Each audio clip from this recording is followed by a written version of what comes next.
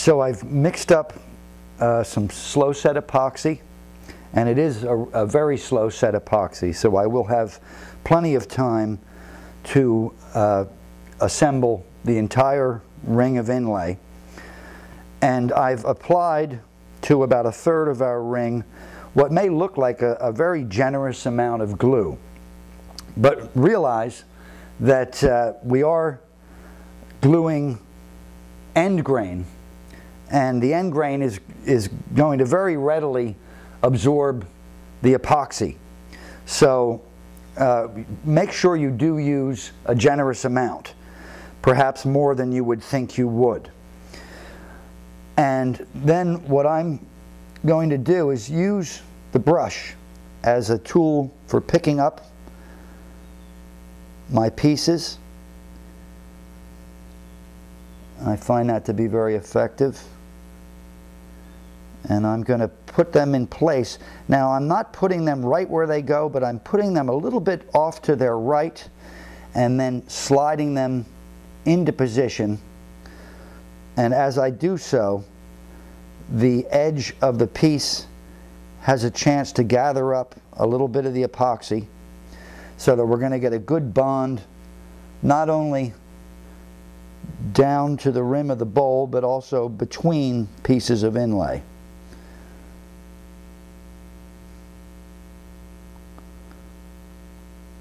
So I'll proceed like this for a couple of, at least a couple of repeats. And then I will tightly pack the pieces together so that there are no gaps between them. And by then I should be able to make a pretty good assessment of whether or not we are hitting our target marks. So why don't you give me a couple of minutes to assemble to that point, and then we'll get back together and I'll let you know how we're doing on the size issue.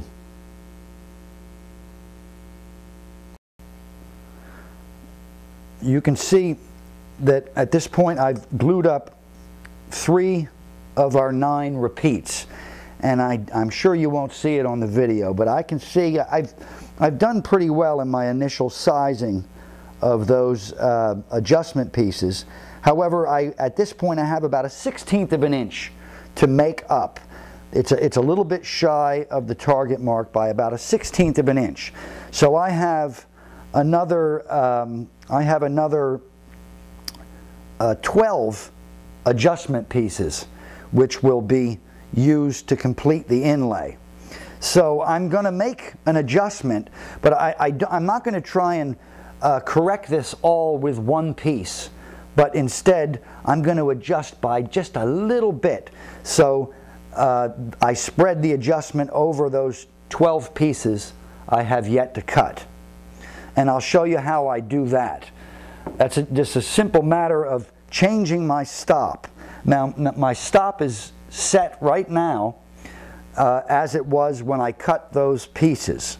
So what I'm going to do, and remember I'm going to move it just a little bit, hardly at all, but something. Now, to gauge that move, I'm going to put a piece of inlay against the stop, and now I'm going to loosen the clamp that's holding the stop in place and shift it to the right. And with that piece of inlay in place, I can very accurately gauge that very little movement I've made of the stop position. And I'll clamp that back in place, and now I'll push against that new stop position and cut. And now I have my adjusted size. And I'll cut 3 or 4 of those, or 4 or 5, enough to glue up a couple more repeats, and then I'll check again. But hopefully by then we will have adjusted back to where we want to be. And if we have, then I will see you when it's time to glue in the very last piece. Okay.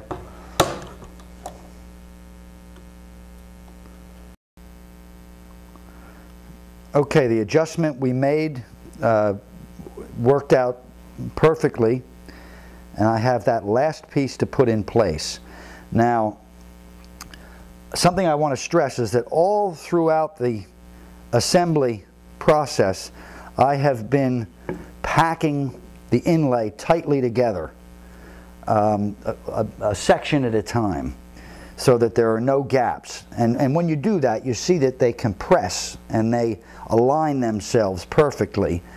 And while I'm packing them together, I'm also holding them down so I don't get any buckling. That's always an unpleasant thing. So guard against that. But I have very diligently packed them together as the glue up has proceeded. So I have a very tight fitting inlay all the way around. But I want to get this last piece in there, and I want it to be just as tight as the rest. And I see there's just a little bit too little room. But I can compress these one last time carefully. So I'm pushing outwards, and I'm going to do that in the other direction as well. And I can see they compress. Now when you compress them and release, you'll notice that they decompress. So what I want to do is compress them and then get this last piece in there before they decompress. And then they can decompress upon that piece, and I'll have a nice tight fit. Okay, there, it's in there. Beautiful, beautiful. Okay, and now they will decompress and tighten up that joint. And what I'm going to do is wipe off any excess glue, epoxy, and that'll allow me to get a better look at our final product, and just make sure everything looks as it should. And it looks great. How about that? But we're not finished yet. The last thing we need to do is to apply some downward pressure so we definitely get a good bond between the inlay and the bowl.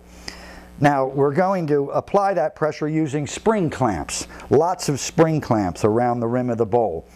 But we're not going to apply them directly, but instead we're going to apply first a clamping caul, which will spread the load, the pressure of the clamps evenly over the entire ring.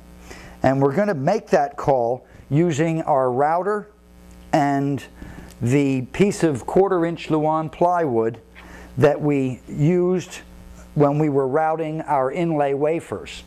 Now my router is still set up as it was when we routed those wafers, with one exception. I've deepened the cut of the bit so that it'll go entirely through the 1/4-inch Luan plywood. So basically I'm going to be using the router as a saw to cut the outer major portion of the board away from the inner ring. And I want to start with the outer cut. So I'm going to move my router outwards so it's cutting outside the ring, and then I'm going to cut through and all the way around. Now be warned that when the cut is completed, this piece will be separated from our pivot point. So be careful that it doesn't get caught in the bit, and in fact I'm going to slide it a little bit away from the bit as the cut is completing. Okay, and then having done that, I'm going to move the router in and cut the inside of the ring, and then we'll have a perfectly fitted ring, perfectly suited to our particular inlay. So let me do that.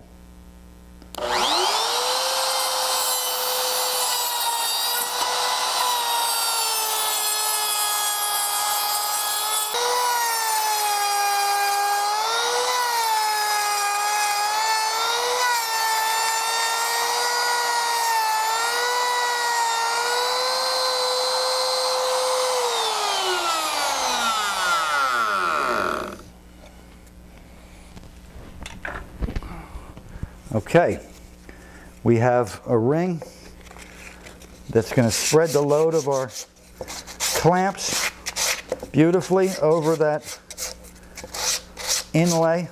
I'm just going to sand off any little fuzzy edges. And then we're going to apply some parchment paper over the inlay. Don't forget the parchment paper. That's going to stop our ring from getting glued to the rim of our bowl. And now I have lots of spring clamps.